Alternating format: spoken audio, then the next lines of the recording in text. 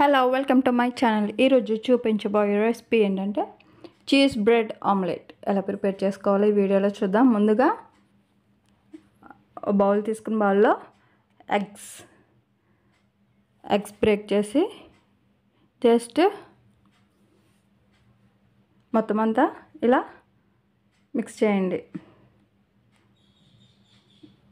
ఇప్పుడు పచ్చిమిర్చి ముక్కలు కొన్ని, అలానే చిటికెడు పసుపు అండ్ ఉప్పు,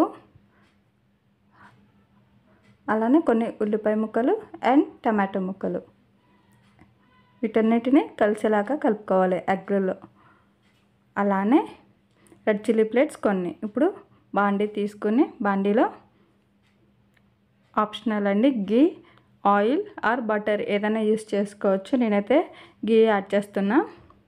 ఈ గీలో ఇంచక బ్రెడ్ స్లైసెస్ని బోత్ సైడ్స్ రెండు వైపున ఫ్రై చేసుకోవాలి.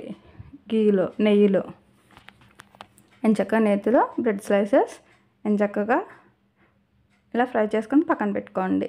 ఇప్పుడు సేమ్ బాండీలో కొద్దిగా ఆయిల్ హీట్ అయిన తర్వాత ముందుగా ఎగ్ మిశ్రమంలో కలిపి పెట్టుకున్నాం కదా, ఉల్లిపాయ, టమాటో, పచ్చిమిర్చి ఈ ముక్కలన్నిటిని వాటిలో వేసాం కదా. ఇప్పుడు ఆ ఎగ్ మిశ్రమాన్ని వేసేసి ఇలా ముందుగా బ్రెడ్ నెయ్యిలో కాల్చాం కదా, వాటిపైన ఎగ్ పైన ఇలా 2 బ్రెడ్ స్లైసెస్ పెట్టుకోవటమే. ఇప్పుడు బ్రిటానియా చీజ్ అన్నమాట, ముందుగా చీజ్ తురుముకొని ఇలా పెట్టుకోండి. ఇప్పుడు చీజ్ని ఎంచక్క బ్రెడ్ స్లైసెస్ పైన ఇలా వేసుకుంటామే. ఎంచక్కగా మెల్ట్ అవుతుంది. జస్ట్ 2 మినిట్స్ మాత్రం లో ఫ్లేమ్లో పెట్టుకొని మూత పెట్టుకుంటే ఈజీగా మెల్ట్ అవుతుంది చీజ్. అండ్ ఒక స్లైస్ పెట్టుకొని మధ్యలో చీజ్ వేసుకొని పైన బ్రెడ్ స్లైస్ పెట్టుకొని ఎంచక్కగా ఫోల్డ్ చేసుకోవచ్చు ఆమ్లెట్. చూడండి, చీజ్ ఎంచక్కగా బాగా మెల్ట్ అయింది.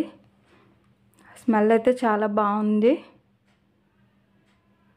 పిల్లలు ఎంచక్కగా ఇష్టంగా తింటారు.